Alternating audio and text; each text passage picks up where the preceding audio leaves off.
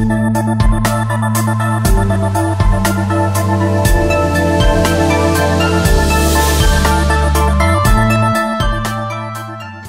দর্শক, স্বাগত জানাচ্ছি ঢাকা সিটি ফিজিওথেরাপি হাসপাতাল নিবেদিত এনটিভি অনলাইনের স্বাস্থ্য বিষয়ক বিশেষ আয়োজন ব্যথা মুক্ত সুস্থ জীবনে। আজকের বিষয় বাতরোগ। বাতরোগ কি, কেন হয়, এই রোগ হলে কি কি উপসর্গ দেখা দেয়, উপশমের উপায়, এসব বিষয়ে বিস্তারিত জানাতে আজ আমাদের সাথে আছেন ঢাকা সিটি ফিজিওথেরাপি হাসপাতালের চেয়ারম্যান ও চিফ কনসালটেন্ট বিশিষ্ট ফিজিওথেরাপি বিশেষজ্ঞ ডাক্তার এম ইয়াসিন আলী। স্যার, আপনাকে আমাদের অনুষ্ঠানে স্বাগত। আপনাকেও ধন্যবাদ। স্যার, আমরা প্রায়ই শুনে থাকি বাত একটি দীর্ঘমেয়াদী রোগ এবং এই রোগটি নিরাময়যোগ্য নয়। সেক্ষেত্রে সাধারণ দর্শকের সুবিধার্থে জানতে চাইব বাতরোগ কি, এই রোগটি কেন হয়? অনেক ধন্যবাদ। খুবই গুরুত্বপূর্ণ একটি বিষয় নিয়ে আমরা আলোচনা করছি। আসলে বাতরোগ, আমি যদি একটু সাধারণ মানুষের দৃষ্টিকোণ থেকে বলি, আমাদের শরীরে কোথাও ব্যথা হলে এবং সেটা যদি একটু দীর্ঘমেয়াদী হয়, যদি ভালো না হয় অনেক দিন থেকে, তখন আমরা মনে করে নিই এটা বাতরোগ।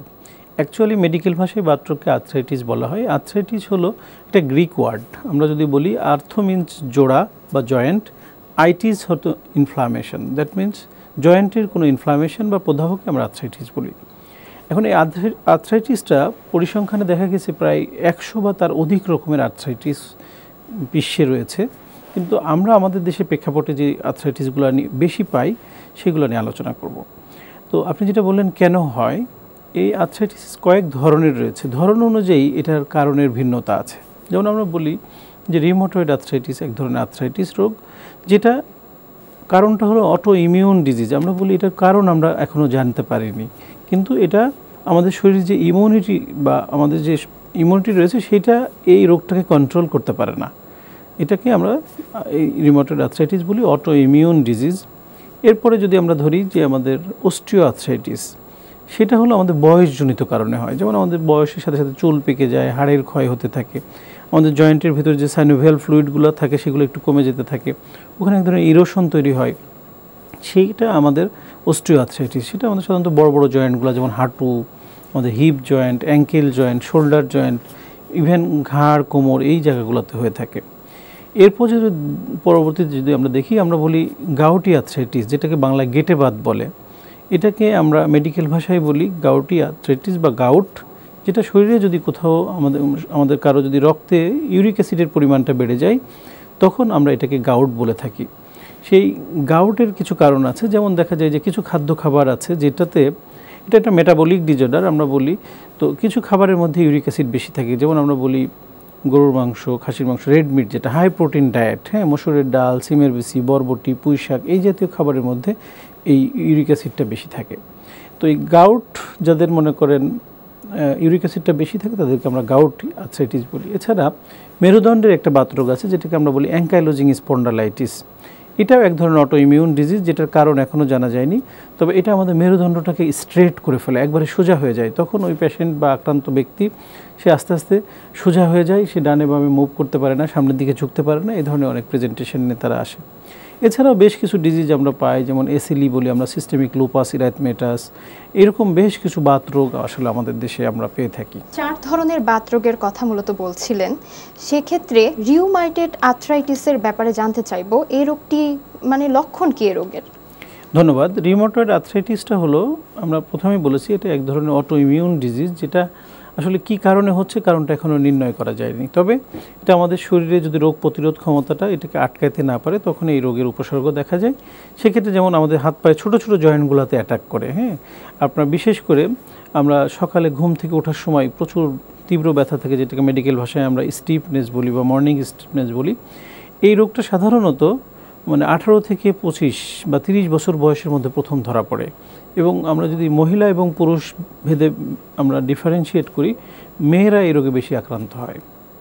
তো এই রোগের উপসর্গগুলো এমন যে ছোটো ছোটো জয়েন্টগুলো ব্যথা হয়, ফুলে যায়, লাল হয়ে যায়, এবং সকালে ঘুম থেকে উঠতে গেলে প্রচণ্ড ব্যথা থেকে একটু হাঁটাচলা করলে আবার ব্যথাটা কমে আসে।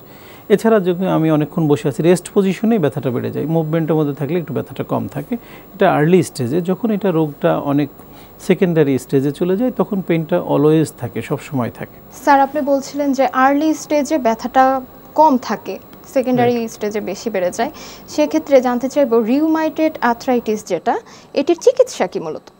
ধন্যবাদ। রিউমাটয়েড আর্থ্রাইটিসটা হলো আপনি যেমন প্রথমেই বলেছেন যে কিছু বাতরোগ একবারে নির্মূল হয় না, তার মধ্যে এটা একবারে নির্মূল হয় না, তবে নিয়ন্ত্রণে রাখা যায়। যেমন দেখা যায় আমরা যদি ডায়াবেটিসের কথা চিন্তা করি বা উচ্চ রক্তচাপের কথা চিন্তা করি, এগুলোও কিন্তু একবারে নির্মূল হয় না, নিয়ন্ত্রণে রাখা যায়। সেটার জন্য রোগীকে যেমন কিছু মেডিকেশনের প্রয়োজন, তার লাইফস্টাইলে কিছু চেঞ্জ নিয়ে আসার প্রয়োজন, জীবনযাত্রা প্রণালীতে কিছু পরিবর্তন, এবং সাথে কিছু সিম্পল এক্সারসাইজ, এবং আমাদের ট্রিটমেন্টের মধ্যে কয়েকটা পার্ট আছে সেটা বলি।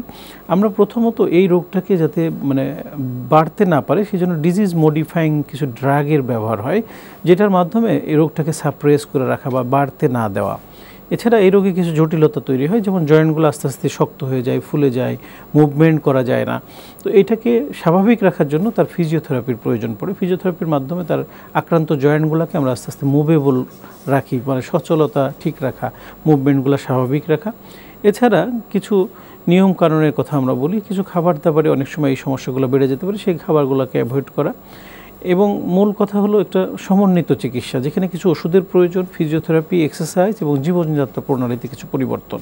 এই চারটা জিনিস একসাথে মিলে যদি একজন মেনে চলে তাহলে দীর্ঘমেয়াদী ভালো থাকতে পারে। স্যার, আপনি কিছুক্ষণ আগে অ্যানকাইলোজিং স্পন্ডাইলাইটিসের কথা বলছিলেন। এই রোগীদের কী ধরনের সমস্যা দেখা দেয়? ধন্যবাদ আপনাকে। এটা হলো মেরুদণ্ডের বাতরোগ, যেটাকে আমরা আরেকটা নামে ডাকি, সেটা হলো স্পন্ডাইলো আর্থোপ্যাথি বলা হয়।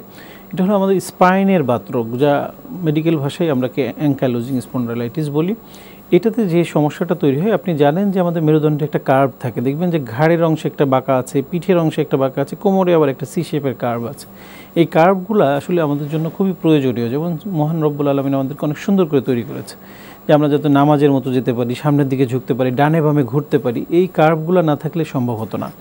সো এই রোগের যে সবচেয়ে সমস্যা তৈরি করে, এই মেরুদণ্ডটা পুরো আস্তে আস্তে একটা বাম্বু শেপড হয়ে যায়, বাঁশের মতো সোজা হয়ে যায়, কোনো কার্ভ থাকে না। যার ফলে রোগী, যেমন আমি ডানে বামে মুভ করছি, উনি মুভ করতে পারে না। আমরা যেমন নামাজে বা সামনের দিকে ঝুঁকছি, উনি আর ঝুঁকতে পারে না। প্রোগ্রেসিভ ডিজিজ, এটা আস্তে আস্তে এরকম খারাপ অবস্থার দিকে চলে যায়। তবে ইনিশিয়ালি যেটা হয়, তাদের কোমরের অংশে ব্যথা থাকে, আমরা মেডিকেল ভাষায় বলি স্যাক্রো ইলিয়াক জয়েন্ট। ওই আমাদের পেলভিস বা কোমরের নিচের অংশে দুই দিকে দুইটা স্যাক্রা ইলিয়াক জয়েন্ট আছে। এই স্যাক্রা ইলিয়াক জয়েন্ট থেকে এই সমস্যাটার উৎপত্তি হয়। পরপরে আস্তে আস্তে পুরো স্পাইনটা জুড়ে যায় এবং পুরো স্পাইন জুড়ে ব্যথা, এবং এটাও ইয়াং এজে হয়। সাধারণত আমরা দেখি যে 18 থেকে 20, 25, 30 বছর বয়সের মধ্যে প্রথম এটা ধরা পড়ে, এবং এটাও একবারে নিরাময়যোগ্য রোগ নয়, এটা নিয়ন্ত্রণযোগ্য। যেটা কিছুক্ষণ আগে বললাম যে রিউমাটয়েড আর্থ্রাইটিস, অ্যানকাইলোজিং স্পন্ডাইলাইটিস, এই জাতীয় বাতরোগগুলো একবারে নির্মূল হয় না বা নিয়ন্ত্রণে রাখা যায়। সবচেয়ে যেটা ইম্পর্ট্যান্ট, এটা আধুনিক বেশ কিছু চিকিৎসা বের হয়েছে এখন। এই চিকিৎসাগুলো যদি প্রথম থেকে স্টার্ট করা যায়, আমরা আসলে বাতরোগ নিয়ে মানুষের অনেক ভুল ধারণা আছে, সোসাইটিতে বিভিন্ন রকম মিথ আছে, আমরা দেখতে পাই যেগুলো তো ভালো হবে না, চিকিৎসা করে কী লাভ। 2 নম্বর হলো অনেকে ঝাড়ফুঁক করে, কবিরাজের কাছে যায়, বিশেষ করে গ্রাম অঞ্চলে যারা বসবাস করে। একটা সময় যে যখন চিকিৎসকের শরণাপন্ন হয়, অনেক দেরি হয়ে যায়, যখন খুব বেশি। অনেককে দেখি স্যার যে সে শরীরের বিভিন্ন জায়গা বেঁধে রাখে বাতের ব্যথা হলে। রাইট, ঠিকই বলেছেন আপনি। এটা আমরাও পেয়ে থাকি, রোগীদের শরীরে বিভিন্ন রকম প্লাস্টিকের কিছু লাগানো থাকে, অনেক ধরনের ইয়ে নিয়ে তারা আসে যে এইগুলো দিলে হয়তো তাদের বিশ্বাস থাকে যে ব্যথা কমে যাবে। অ্যাকচুয়ালি তো তা হয় না। তো আমরা যেটা দেখি যে যদি আর্লি স্টেজে কেউ আসে এবং সঠিকভাবে চিকিৎসাটা নেয়, তাহলে কিন্তু রোগীরা স্বাভাবিক জীবনযাপন করতে পারে। আমরা অ্যানকাইলোজিং স্পন্ডাইলাইটিস নিয়ে অনেক পেশেন্ট পাই যারা হয়তো একবারে নির্মূল হয় না, বাট তার স্বাভাবিক জীবনযাপন করছে, অফিস করছে, সে এমনও আছে প্রফেশনালি ইঞ্জিনিয়ার বা ডাক্তার বা বিভিন্ন সব ধরনের প্রফেশনাল আছে, অ্যাকাউন্টেন্ট পেয়েছি। তো এই যে তারা কাজগুলো স্বাভাবিক জীবনযাপন করছে, তাদের রিটায়ারমেন্টের পরেও তারা স্বাভাবিক জীবনযাপন করছে, বাট তার এই সমন্বিত চিকিৎসাটা দরকার। এই ক্ষেত্রে ডিজিজ মডিফাইং ড্রাগের যেমন দরকার, তবে অ্যানকাইলোজিং স্পন্ডাইলাইটিস যেটা খুব বেশি প্রয়োজন, তাকে রেগুলার ফিজিওথেরাপি নিতে হবে, ফলো আপে থাকতে হবে, কিছু এক্সারসাইজ করতে হবে।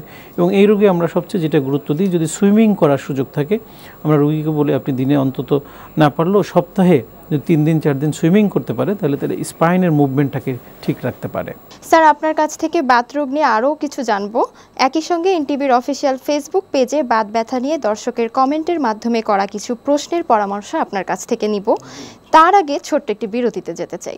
সুপ্রিয় দর্শক, ঢাকা সিটি ফিজিওথেরাপি হাসপাতাল নিবেদিত ব্যথা মুক্ত সুস্থ জীবন অনুষ্ঠান থেকে নিচ্ছি ছোট্ট বিরতি। ফিরে আসবো খুব শিগগিরই, সঙ্গেই থাকুন। ঢাকা সিটি ফিজিওথেরাপি হাসপাতাল, আধুনিক চিকিৎসা সেবার নিশ্চয়তা। ডাক্তার এম ইয়াসিন আলী স্যারের তত্ত্বাবধানে চিকিৎসা দেওয়া হয়। অপারেশনবিহীন হাঁটু, কোমর, প্যারালাইসিস ও পঙ্গু রোগের আধুনিক চিকিৎসা সেবার নিশ্চয়তা। ঠিকানা ঢাকা সিটি ফিজিওথেরাপি হাসপাতাল, house number 12/1, road number 4/A, Dhanmondi, Dhaka 1205।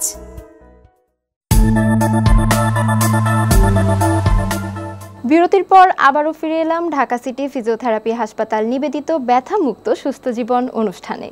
জানছিলেন বাতরোগ বিষয়ে নানা পরামর্শ। আমাদের সাথে আছেন বিশিষ্ট ফিজিওথেরাপি বিশেষজ্ঞ ডাক্তার এম ইয়াসিন আলী। সরাসরি চলে যাচ্ছি দর্শকের প্রশ্নোত্তর পর্বে। স্যার, তাহির জানতে চেয়েছেন, আমার স্ত্রী ডান হাতে ভারী কোনো কাজ করতে পারে না, বিশেষ করে সকালে রুটির খামির করতে এবং রুটি বানাতে পারে না। এক্ষেত্রে করণীয় কি, দয়া করে জানাবেন। হ্যাঁ, ধন্যবাদ দর্শক। আসলে উনি যে কাজটা করে সাধারণত দেখা যায় যে সকালে ঘুম থেকে উঠেই করতে হয়, সকালে রুটি তৈরির কাজটা। তো এক্ষেত্রে তার যদি কোনো বাতরোগ থেকে থাকে সেক্ষেত্রেও হতে পারে। আবার অনেক সময় দেখা যায়, আমরা দেখি যে অনেক সময় ঘাড় থেকে রেডিয়েটিং পেইন আমাদের শোল্ডারের দিকে আসে, শোল্ডার জয়েন্টের দিকে আসে, পুরো হাত জুড়ে ব্যথা চলে আসে, হাতটা মানে সঠিকভাবে আমরা ইউজ করতে পারি না হাতে ব্যথার কারণে। তো আসলে কারণটাকে নির্ণয় করতে হবে। এক কথায় আসলে ওনার যে বর্ণনা তাতে ওই রোগটা নির্ণয় করাটা কঠিন। আমি এই জন্য বলবো যে উনি দেরি না করে নিকটস্থ একজন বিশেষজ্ঞ চিকিৎসকের শরণাপন্ন হবেন, যিনি ওনার ক্লিনিক্যালি দেখবে ওনার রোগটা আসলে কী, সে নির্ণয় করার জন্য অনেক সময় কিছু প্যাথোলজিক্যাল ইনভেস্টিগেশন বা রেডিওলজিক্যাল ইনভেস্টিগেশনের প্রয়োজন পড়তে পারে।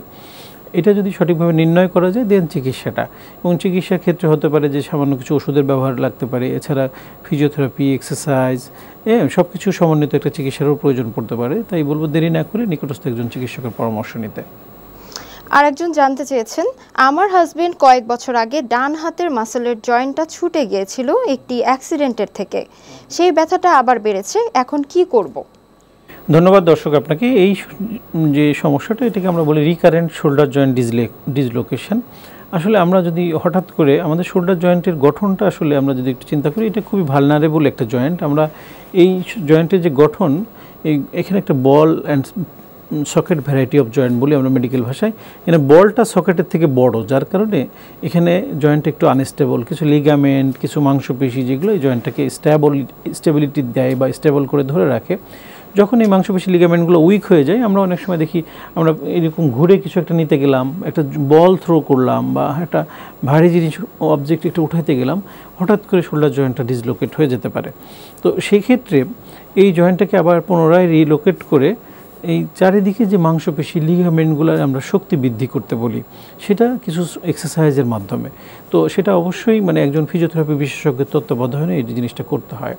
তা আমি ওনাকে বলবো, যেহেতু রিকারেন্টলি হচ্ছে, মানে একবার ছুটে গিয়েছিল, ঠিক করেছে, আবার কিন্তু ছুটে যাচ্ছে বা ব্যথা হচ্ছে, তো দেরি না করে নিকটস্থ একজন ফিজিওথেরাপি বিশেষজ্ঞের পরামর্শ নিতে পারেন, যে উনি আপনার হাজব্যান্ডকে অ্যাসেসমেন্ট করে তার মাসেল পাওয়ার কোনটা উইক বা কী সমস্যা সেটাকে আইডেন্টিফাই করে ওটা সমাধানে যে পদক্ষেপ নিলে ভালো হবে, একটা ভালো সাজেশন উনি পাবেন।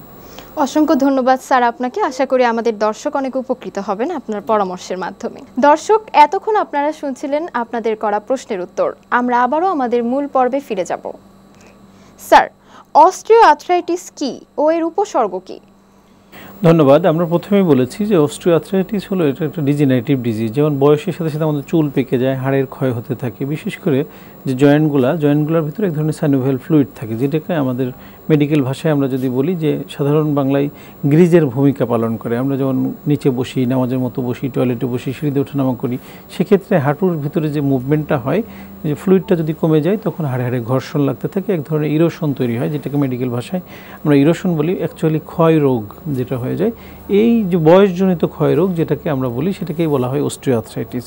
তো এটা সাধারণত শরীরের বড় বড় জয়েন্টগুলোতে হয়। তার মধ্যে সব কমন যেটা আমরা পাই, হাঁটুতে পাই, যেটাকে আমরা বলি যে অস্টিও আর্থ্রাইটিস নি জয়েন্ট। সেটা আমাদের শরীরের মানে সবচেয়ে ওয়েট বেয়ারিং জয়েন্ট। আমরা বলি শরীরের 60% ওজন হাঁটু ক্যারি করে। তো এই হাঁটুতে এটা বেশি হয়ে থাকে। এছাড়া আমাদের hip joint, ankle joint, shoulder joint, even স্পাইনে হয়, ঘাড়ে বা কোমরে, এইসব জায়গায় এই ক্ষয়রোগ হতে পারে। ধন্যবাদ স্যার। আপনারা অস্টিও আর্থ্রাইটিস কিভাবে নির্ণয় করে থাকেন? হ্যাঁ, আমরা অস্টিও আর্থ্রাইটিস নির্ণয় করি মানে দুইভাবে। একটা হলো রোগীকে ক্লিনিক্যালি দেখা, তার হিস্ট্রি নেওয়া। এখানে যেহেতু একটু বয়সজনিত বিষয় থাকে, আমরা বলি যে এটা অ্যাবাভ 40 হলে আমাদের এই ডিজেনারেশনটা শুরু হয়। সো সাধারণত পেশেন্টরা 40, 45, 50, 60 বা অ্যাবাভ হয়ে থাকে, এবং এটা বয়সের সাথে সাথে এই ডিজেনারেশনগুলো গ্রাজুয়ালি সবারই হয়। দেখবেন যে কারো একটু কম, কারো একটু বেশি। এর পাশাপাশি আমরা কিছু ক্লিনিক্যাল এক্সামিনেশনের পাশাপাশি কিছু ইনভেস্টিগেশনের প্রয়োজন হয়, যেমন আক্রান্ত জয়েন্টের এক্সরে আমরা করতে বলি। অ্যাসোসিয়েটেড যদি কিছু ফ্যাক্টর থাকে সেক্ষেত্রে তার ওই সমস্যাগুলো দেখার জন্য কিছু প্যাথোলজিক্যাল টেস্টের প্রয়োজন পড়ে। অস্টিও আর্থ্রাইটিসের চিকিৎসা কি? এটা চিকিৎসা হলো আমরা বলি যে এটা সমন্বিত চিকিৎসা, যেমন এখানে কিছু সাপ্লিমেন্টের প্রয়োজন হয় যেটা জয়েন্টের ফ্লুইডগুলো বাড়াতে সাহায্য করে, হাড়ের ক্ষয়গুলো প্রতিরোধ করতে ক্যালসিয়াম, ভিটামিন ডি এগুলোর প্রয়োজন হয়।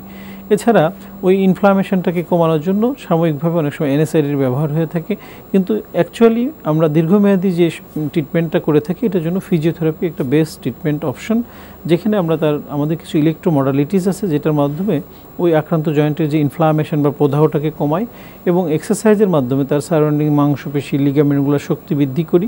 যেমন ধরে নিই একজন অস্টিওআর্থ্রাইটিস নি জয়েন্ট বা হাঁটুর ব্যথায় আক্রান্ত, সে নিচে বসতে পারে না, নামাজের মতো বসতে কষ্ট হয়, টয়লেটে বসতে কষ্ট হয়, সিঁড়িতে ওঠানামা করতে পারে না, এই ধরনের উপসর্গ নিয়ে আমাদের কাছে আসলো। আমরা তার হাঁটুর জয়েন্টের এক্সরে করতে দিলাম, দেখা গেল তার জয়েন্ট স্পেসটা রিডিউস হয়ে গেছে এবং জয়েন্টের ভিতরে যে ফ্লুইডগুলো এগুলো কমে গেছে। এবং অনেক সময় পাখির ঠোঁটের মতো ছোটো হাড়ও বৃদ্ধি পায় কর্নারে, যেটাকে আমরা অস্টিফাইড বলি। এখন আমরা যেটা করব, তার চিকিৎসা যদি ধরে নিই, চিকিৎসার ক্ষেত্রে কিছু সাপ্লিমেন্ট যেমন প্রয়োজন, তার সেক্ষেত্রে আমরা কিছু গ্লুকোসামাইন, কন্ড্রোটিন, হায়ালুরোনিক অ্যাসিড এই ধরনের কিছু উপাদান আছে যেটা আমাদের জয়েন্টের ফ্লুইডগুলো বাড়াতে সাহায্য করে। এর সাথে ক্যালসিয়াম, ভিটামিন ডি এবং ফিজিওথেরাপির মাধ্যমে তারা আমরা জয়েন্ট স্পেসটাকে বাড়ানোর চেষ্টা করি, জয়েন্টের ইনফ্লামেশনগুলো কমাই, কিছু সিম্পল এক্সারসাইজ আমরা দিয়ে দিই যেটা তার মেনে চলার জন্য, এবং তার জীবনযাত্রা প্রণালীতে কিছু পরিবর্তন আনতে বলি। যেমন দেখা গেল তার হেভি ওয়েট, মানে আমরা বলি ওবেসিটি আছে, ওজন মাত্রা অতিরিক্ত আছে, তার ওজনটাকে কমাতে হবে। অনেকে আছে দীর্ঘক্ষণ বসে কাজ করে, তার বলি আমরা কিছুক্ষণ বসে থাকার পর আপনি একটু হাঁটাহাঁটি করবেন আধা ঘন্টা 40 মিনিট পরে। আবার কেউ আছে দীর্ঘক্ষণ দাঁড়িয়ে কাজ করে, যেমন একজন ওয়েটার, একজন ট্রাফিক সার্জেন্ট 8 ঘন্টা 10 ঘন্টা একই পজিশনে দাঁড়িয়ে কাজ করে, তার আবার আমরা বলি আধা ঘন্টা 40 মিনিট পরে একটু ব্রেক নিয়ে একটু বসার জন্য। আদারওয়াইজ এই মাংসপেশি লিগামেন্টগুলো উইক হয়ে যায়, সেক্ষেত্রে এই জিনিসটা এক্সিলারেট করে। তো ওভারঅল মানে এই সমন্বিত চিকিৎসা, ওষুধ, ফিজিওথেরাপি, এক্সারসাইজ, নিয়মকানুন মেনে চলা, জীবনযাত্রা প্রণালীতে পরিবর্তন আনা, এই কয়েকটা জিনিস যদি সমন্বিতভাবে করে তাহলে এই সমস্যা থেকে সুস্থ থাকতে পারে। স্যার, জীবনযাত্রার প্রণালীটা এক্ষেত্রে অনেক গুরুত্বপূর্ণ ভূমিকা রাখছে, সেক্ষেত্রে আর্থ্রাইটিসের চিকিৎসায় ফিজিওথেরাপির ভূমিকা কতটুকু? হ্যাঁ, ধন্যবাদ। আমরা যদি ধরে নিই যে একটা মুদ্রা বা একটা কয়েন, এই কয়েনের এক পিঠ এবং আরেক পিঠ, দুইটা পিঠ থাকে। তো এই ফিজিওথেরাপিটা আসলে এই আর্থ্রাইটিস চিকিৎসায় মানে অন্যান্য চিকিৎসাকে যদি আমরা একদিকে নিই, যেমন মেডিকেল যে ট্রিটমেন্ট, যে তার ওষুধের প্রয়োজন, অপর সাইডে তার ফিজিওথেরাপি, দুইটা একে অপরের পরিপূরক। সো এটার ভূমিকা আসলে বলে শেষ করা যাবে না। প্রত্যেকটা আর্থ্রাইটিসের ফিজিওথেরাপি একটা গুরুত্বপূর্ণ রোল রয়েছে। স্যার, বাতরোগ বিষয়ে গুরুত্বপূর্ণ তথ্য পরামর্শ দেওয়ার জন্য আপনাকে আন্তরিক ধন্যবাদ। আশা করি আজকের আলোচনা থেকে আমাদের দর্শক অনেক কিছু জানতে ও বুঝতে পেরেছেন। আপনাকেও ধন্যবাদ। প্রিয় দর্শক, ঢাকা সিটি ফিজিওথেরাপি হাসপাতাল নিবেদিত ব্যথামুক্ত সুস্থ জীবন শুধুমাত্র একটি অনুষ্ঠান নয়, এটি একটি সচেতনতার যাত্রা। আপনার শরীরের প্রতি যত্ন নিন, প্রয়োজনে বিশেষজ্ঞের পরামর্শ নিন।